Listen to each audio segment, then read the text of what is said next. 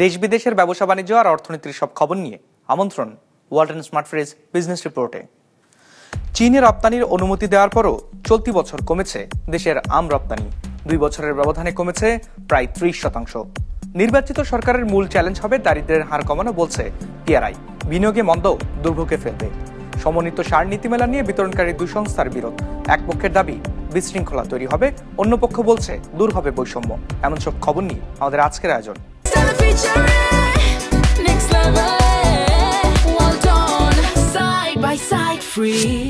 চলতি বছরও পূরণ হয়নি দেশের আম রপ্তানির লক্ষ্যমাত্রা। 2 বছরের ব্যবধানে রপ্তানি কমেছে প্রায় 30%।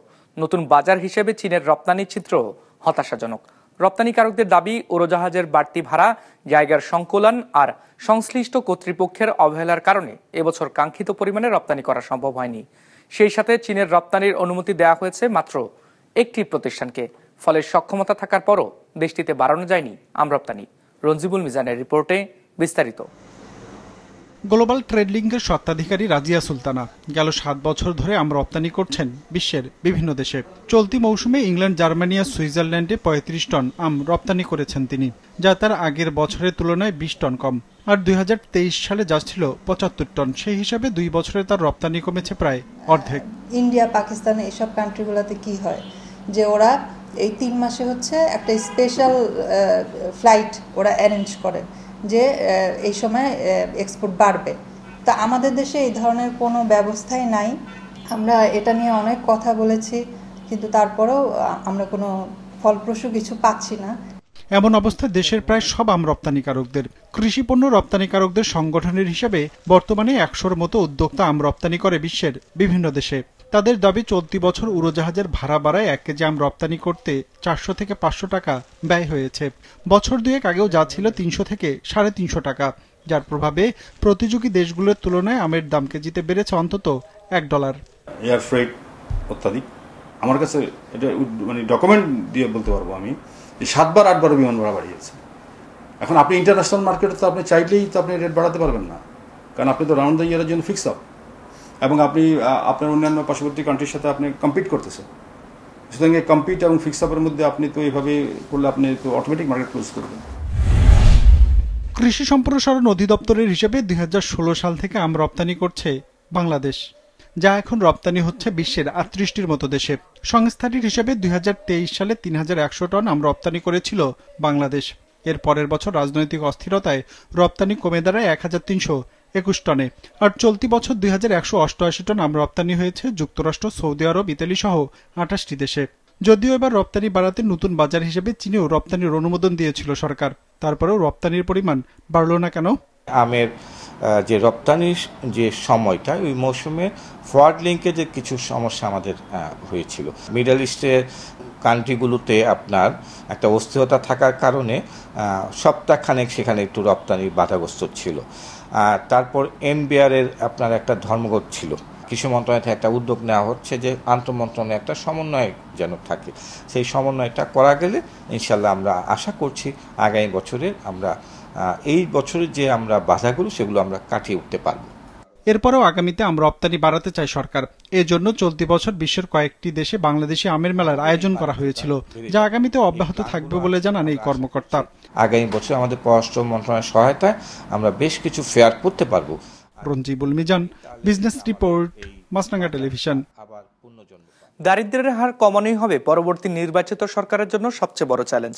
এর পাশাপাশি মূল্যস্ফীতি নিয়ন্ত্রণ ও বিনিয়োগ করা অর্থনীতির আরেক মাথা ব্যথার কারণ। বুধবার পিআরআই আয়োজিত এক সেমিনারে এমন মত উঠে এসেছে, যেখানে মূল্যস্ফীতি, বিনিয়োগ সহ সামগ্রিক অর্থনীতির শৃঙ্খলা ফেরাতে কেন্দ্রীয় ব্যাংকের স্বাধীনতার তাগিদ দেন আলোচকরা। দেশে বর্তমানে দারিদ্র্যের হার আছে 18.7%। এই হার চলতি বছরের শেষ নাগাদ পৌঁছাতে পারে 21.2%, এমন আশঙ্কা বিশ্বব্যাংকের। দেশের উচ্চ মূল্যস্ফীতি, রাজনৈতিক অস্থিতিশীলতা আর বিনিয়োগ করার কারণে এমনটি হতে পারে বলে শঙ্কা সংস্থাটির। সেই সাথে বাড়তে পারে বৈষম্যের হারও। পিআরআই বলছে, বাড়তে থাকা দারিদ্র্যের হারই হবে পরবর্তী নির্বাচিত সরকারের জন্য সবচেয়ে বড় challenge. One of the key issues that needs attention by the next elected government is how do you address poverty, how do you address inequality. Both are expected to rise, given stabilization process is really costly for the poor while the rich can manage it somehow. So that is an issue for public policy debate. অনুষ্ঠানে স্থান পায় অর্থনীতির আরেক বড় সংকট উচ্চ মূল্যস্ফীতিও, যেখানে বলা হয় মূল্যস্ফীতি বৃদ্ধির জন্য টাকার অবমূল্যায়ন 22% দায়ী, আর 72% দায় জ্বালানির উচ্চ মূল্যের। এর পাশাপাশি পণ্যের সরবরাহের ঘাটতি, সুষ্ঠু বাজার ব্যবস্থাপনার অভাবও মূল্যস্ফীতি নিয়ন্ত্রণ করতে না পারার আরেক বড় কারণ। এ সময় মূল্যস্ফীতি নিয়ন্ত্রণ সহ সামগ্রিক অর্থনীতির স্থিতিশীলতা নিশ্চিতে কেন্দ্রীয় ব্যাংকের স্বাধীনতার তাগিদ দেন বক্তারা। That countries with central bank independence, both in developed countries and developing countries, have managed inflation better, because independence is synonymous with credibility. If central bank does not have credibility in the view of the market, if market does not feel that the central bank is serious about managing exchange rate stability, managing inflation, managing money supply, then the market will not anchor inflation down. আলোচনায় উঠে আসে দেশের বৈদেশিক বিনিয়োগের মন্দাদশার বিষয়টিও। বক্তারা বলেন, দেশে বর্তমানে চলছে চরম বিনিয়োগ খরা, যার ফলে নতুন করে শিল্প কারখানায় স্থাপিত হচ্ছে না, বাড়ছে না কর্মের সুযোগ। বিনিয়োগ খরার কারণ হিসেবে উচ্চ সুদ হার ও সার্বিক ব্যবসায়িক পরিবেশকে দায়ী করেন আলোচকরা। বাংলাদেশ ব্যাংক যে monetary policy, tight monetary policy stance নিয়েছে, এটা হয়তো কন্টিনিউ করতে পারে আরও কিছু সময়, কিন্তু আমার মনে হয় যে এটা আরেকটু রিল্যাক্স করা দরকার। ইন্টারেস্ট রেট কীভাবে কমিয়ে আনা যায় সে ব্যাপারে আরও পদক্ষেপ নেওয়া দরকার হতে পারে, এবং তা যদি না করা যায় আসলে ইনভেস্টমেন্ট সেভাবে বাড়বে বলে আমার মনে হয় না। পিআরআই বলছে, কর জিডিপির আকার বাড়ানো না গেলে সামনের বাজেটে ঘাটতি মেটাতে বেগ পেতে হবে পরবর্তী সরকারকে। এমন বাস্তবতায় করযোগ্য ব্যক্তিদের করজালে অন্তর্ভুক্ত করার পরামর্শ সংস্থাটির। বিজনেস রিপোর্ট, মাছরাঙা টেলিভিশন। সমন্বিত সার নীতিমালা 2025 বাস্তবায়নকে ঘিরে চলছে বিতর্ক ও মতপার্থক্য। ভিন্ন অবস্থান নিয়েছে বিতরণকারী দুই সংস্থা বিসিআইসি ও বিএডিসি। নতুন নীতিমালায় যে পরিবর্তন আনা হচ্ছে তাতে প্রান্তিক পর্যায়ে বিশৃঙ্খলা তৈরি হবে বলে দাবি বিসিআইসি ডিলারদের, যদিও বিএডিসি বলছে এই নীতিমালায় বিতরণের স্বচ্ছতা আসবে, দূর হবে বৈষম্য। ডেস্ক রিপোর্টে বিস্তারিত। 2009 সালের সার নীতিমালা বহালের দাবিতে নানা কর্মসূচি পালন করছে দেশব্যাপী বিসিআইসি ডিলাররা। অন্যদিকে নতুন নীতিমালা দ্রুত বাস্তবায়নের দাবিতে বিএডিসি ডিলাররাও আন্দোলনে। তারা পালন করছেন নানা কর্মসূচি। সম্প্রতি প্রকাশিত সার নীতিমালার খসড়ায় খুচরা বিক্রেতার সংখ্যা কমানোর কথা বলা হয়েছে। 2009 সালের নীতিমালা অনুযায়ী বিএডিসি ডিলাররা শুধু 2 ধরনের সার পেতেন, আর বিসিআইসি ডিলাররা একাধিক সার বরাদ্দ পেতেন। সিন্ডিকেট বন্ধে নতুন নীতিমালায় 2 প্রতিষ্ঠানের ডিলারদের সমান পরিমাণ ও ধরনের সার দেওয়ার কথা বলা হয়েছে। বিএডিসি ডিলাররা এর পক্ষে অবস্থান নিলেও বিসিআইসি ডিলারদের দাবি এতে তৃণমূল পর্যায়ে বিতরণ ব্যবস্থা ভেঙে পড়বে। কার্ডধারী ডিলার আমরা 45,000 সারা বাংলাদেশে, এরা সম্পূর্ণ আমরা বেকার হয়ে যাবে। আমাদের 2-3 জনের লেবার আছে, আমাদের গোডাউন আছে, আমাদের ব্যাংক লোন আছে, আমরা অনেক ক্ষতিগ্রস্তের মধ্যে পড়ে যাব। খুচরা ডিলারের মাধ্যমে যদি সার বিতরণ করা হয় তাহলে কৃষক ন্যায্য মূল্য পাবে এবং বাকিও পাবে এবং তারা ফসল উৎপাদন করতে সুবিধা হবে। তবে পক্ষে বিপক্ষে ডিলাররা নানা যুক্তি দাঁড় করালেও নীতিমালা সম্পর্কে কিছুই জানেন না প্রান্তিক পর্যায়ের কৃষকেরা। নতুন যে সার বিতরণের নীতিমালা হচ্ছে সেই বিষয়ে আমাদের কোনো মতামত না হয়নি এবং আমরা এই বিষয়ে কোনো কিছু জানিও না। তো আমরা এদের দ্বন্দ্বে যেন আমরা পাঠার বলি না হয়। ডিলারশিপ বাতিল করছে, 50টা ছিল ইউনিয়নে, এখন 3টা দিবে। আমরা ওর সারের পিছনে লাইন ধরে থাকবো না, আমরা কিভাবে করবো? সরকার নতুন সাহার যেটা নীতিমালা করছে সে সারটা আমরা যেন ঠিক মতন পাই ন্যায্য মূল্যে। কৃষি কর্মকর্তারা বলছেন, নতুন নীতিমালা বাস্তবায়ন হলে ডিলারদের মধ্যে সমন্বয় আসবে, তাদেরকে পর্যবেক্ষণ করাও সহজ হবে, কমবে বিশৃঙ্খলা ও অনিয়ম। বিগত দিনে যে সার ডিলারগুলো নিয়োগ হয়েছিল সেই সার ডিলারদের সম্পর্কে বিস্তারিত তথ্য মাঠ পর্যায় থেকে সরকার সংগ্রহ করছে এবং কোথায় কোথায় সারের বিতরণে সমস্যা হচ্ছে সেই জিনিসগুলো চিহ্নিত করার পরে সেইগুলো দূর করার জন্য আসলে নতুন নীতিমালা হচ্ছে। তবে শতভাগ সার সরবরাহ নিশ্চিত না হলে কোনো নীতিমালায় কাজে আসবে না বলছেন কৃষক প্রতিনিধিরা। এ বিষয়ে প্রকৃত কৃষকদের সম্পৃক্ত করার পরামর্শ তাদের। নতুন নীতিমালা তৈরি করার আগে একটু ভেবে চিন্তে তারা যেন এই সিদ্ধান্তটা নেয়। রাষ্ট্রীয়ভাবে সারের যে যোগানটা সেটা নিশ্চিত করতে হবে। নিশ্চিত করতে পারলে যেটা হবে, তাহলে আমাদের এই ক্রাইসিসটা হবে না। তাহলে নতুন নীতিমালা বলেন, পুরনো নীতিমালার কোনোটাই সমস্যা নেই, কিন্তু আপনি সারের যোগান নিশ্চিত না করতে পারলে কোনো নীতিমালায় কাজে দিবে না। আগামী 1 জানুয়ারি থেকে সার ডিলার নিয়োগ ও বিতরণ সংক্রান্ত সমন্বিত নীতিমালা কার্যকর হবার কথা রয়েছে। বিজনেস রিপোর্ট, মাছরাঙা টেলিভিশন।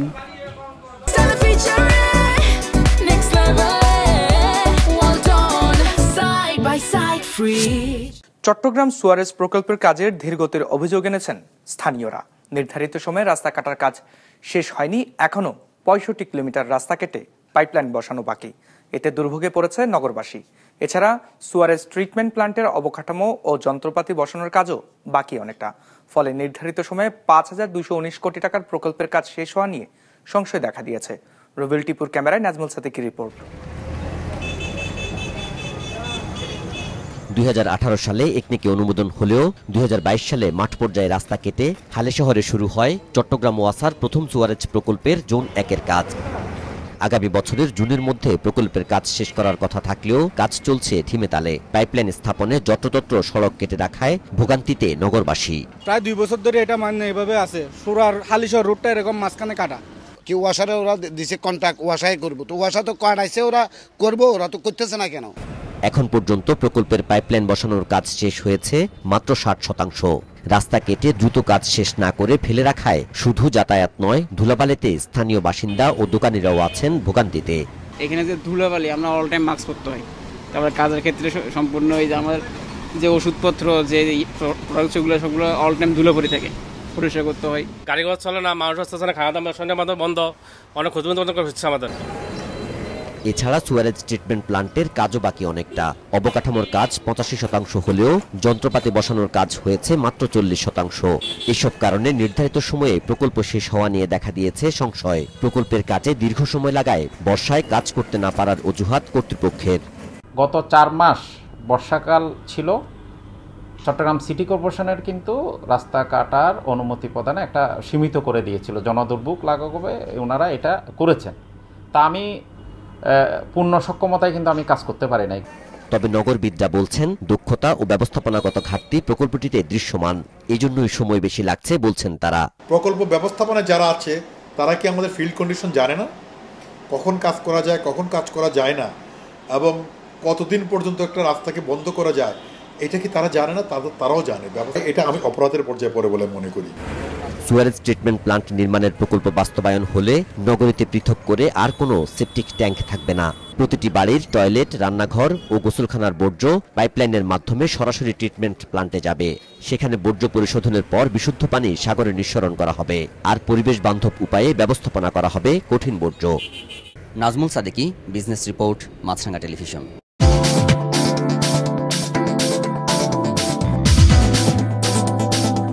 ইতিবাচক ধারায় শেষ হয়েছে ঢাকার শেয়ারবাজারের লেনদেন। সার্বিক সূচক ডিএসএক্স 8 পয়েন্ট বেড়ে দাঁড়িয়েছে 5092-তে।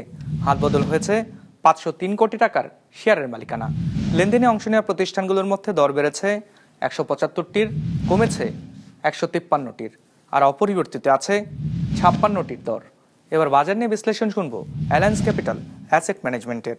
আজকে মার্কেট বিয়ারিশ সেন্টিমেন্টে ক্লোজ হয়েছে এবং মার্কেটের ইন্ডেক্সের খুব একটা পরিবর্তন হয়নি, মাত্র 8 পয়েন্টস বৃদ্ধি পেয়ে এখন ফাইনালি ইন্ডেক্স ক্লোজ হয়েছে 5092 পয়েন্টসে। পাশাপাশি মার্কেটের অ্যাভারেজ টার্নওভার ছিল মাত্র 500 কোটি টাকার মতো, অর্থাৎ মার্কেটে ইনভেস্টররা যথেষ্ট কমই পার্টিসিপেট করছে বলে আমরা মনে করি। পার্সেন্টেজের দিক থেকে আজকে 44% কোম্পানির প্রাইস বেড়েছে, কমেছে 39%-এর, এবং অপরিবর্তিত ছিল মাত্র 17% কোম্পানির প্রাইসে। এবং সেক্টরাল পারফরমেন্সের দিক থেকে আজকে ইঞ্জিনিয়ারিং সেক্টর সবচেয়ে বেশি লেনদেন হতে দেখা গিয়েছে, ফলোড বাই ব্যাংকিং সেক্টর এবং ফার্মাসিউটিক্যাল সেক্টর। ফাইনালি আজকে ইন্ডেক্সে সবচেয়ে বেশি পজিটিভলি কন্ট্রিবিউট করেছে বেক্সিমকো ফার্মা এবং সবচেয়ে বেশি নেগেটিভলি কন্ট্রিবিউট করেছে গ্রামীণফোন। আবারও বড় অঙ্কের কর্মী ছাঁটাই করছে টেক্সান্ট অ্যামাজন। এবার বাদ দেওয়া হচ্ছে 30,000 কর্পোরেট কর্মী, যা প্রতিষ্ঠানটির মোট কর্পোরেট কর্মীর প্রায় 10%। যে তালিকায় আছে লজিস্টিক্স, পেমেন্ট, ভিডিও গেমস এবং ক্লাউড কম্পিউটিং ইউনিটের কর্মীরা। ছাঁটাই হওয়া কর্মীদের কাজগুলো কৃত্রিম বুদ্ধিমত্তা আর অটোমেশনের মাধ্যমে করবে প্রতিষ্ঠানটি। ডেস্ক রিপোর্টে বিস্তারিত।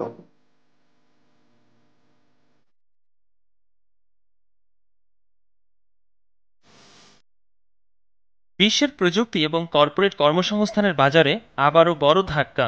ইতিহাসে অন্যতম বৃহৎ কর্মী ছাঁটাইয়ের পথে ই কমার্স এবং ক্লাউড কম্পিউটিংয়ের শীর্ষস্থানীয় প্রতিষ্ঠান অ্যামাজন। বিশ্বজুড়ে প্রায় 30,000 কর্মী ছাঁটাইয়ের পথে প্রতিষ্ঠানটি। এই গণছাঁটাইয়ে পড়বে অ্যামাজনের লজিস্টিক্স, পেমেন্টস, ভিডিও গেমস এবং ক্লাউড কম্পিউটিং ইউনিটের কর্মীরা। করোনাকালীন সময়ে অনলাইন কেনাকাটার চাহিদা বেড়ে যাওয়ায় হাজার হাজার কর্মী নিয়োগ করে অ্যামাজন। এখন সেই চাহিদা স্বাভাবিক হওয়ায় জনবল ছাঁটাই করা হচ্ছে। এছাড়া মুনাফা কমতে থাকায় পরিচালন ব্যয় কমানোর পথে হাঁটছে অ্যামাজন। বিকল্প হিসাবে কৃত্রিম বুদ্ধিমত্তা ও অটোমেশনের মাধ্যমে কাজগুলো করবে প্রতিষ্ঠানটি। এর আগে 2022 সালের শেষ দিকে 27,000 কর্মী ছাঁটাই করে। 2021 সালে দায়িত্ব নেয়ার পর থেকেই অতিরিক্ত আমলাতন্ত্র কমানোর কথা বলে আসছেন অ্যামাজনের সিইও অ্যান্ডি জেসি। কোম্পানিটি তার বিপুল বিনিয়োগ এখন ক্লাউড ও ই কমার্সের পরিবর্তে কৃত্রিম বুদ্ধিমত্তা পরিকাঠামো তৈরিতে ব্যয় করছে। এই খরচ সামলানো এবং এআইয়ের কারণে কাজের গতি বৃদ্ধি পাওয়ায় কর্পোরেট স্তরে জনবল ছাঁটাই হচ্ছে। মঙ্গলবার থেকে ইমেইলের মাধ্যমে চাকরি হারানো কর্মীরা নোটিফিকেশন পেতে শুরু করেছেন। এসব কর্মী 3 মাসের পূর্ণ বেতন ও সেভারেন্স প্যাকেজ পাবেন। এআই প্রযুক্তির দ্রুত উত্থান ও অটোমেশনের কারণে 2024 সালে বিভিন্ন প্রতিষ্ঠানের 1,50,000-এর বেশি প্রযুক্তি কর্মী চাকরি হারায়। একরামুল ইসলাম খান, বিজনেস রিপোর্ট, মাছরাঙা টেলিভিশন। দর্শক, আমাদের যে কোনো পর্ব নিজেদের সুবিধাজনক সময় দেখতে সাবস্ক্রাইব করুন বিজনেস রিপোর্টের অফিসিয়াল ইউটিউব চ্যানেল। ফেসবুক পেজে লাইক দিয়ে আপডেট থাকুন ব্যবসা বাণিজ্যের আলোচিত সব ঘটনা সম্পর্কে। আর আপনাদের মতামত জানান কমেন্টস অথবা ইনবক্সে। আজ এইটুকুই, বিদায় নিচ্ছি, ভালো থাকবেন।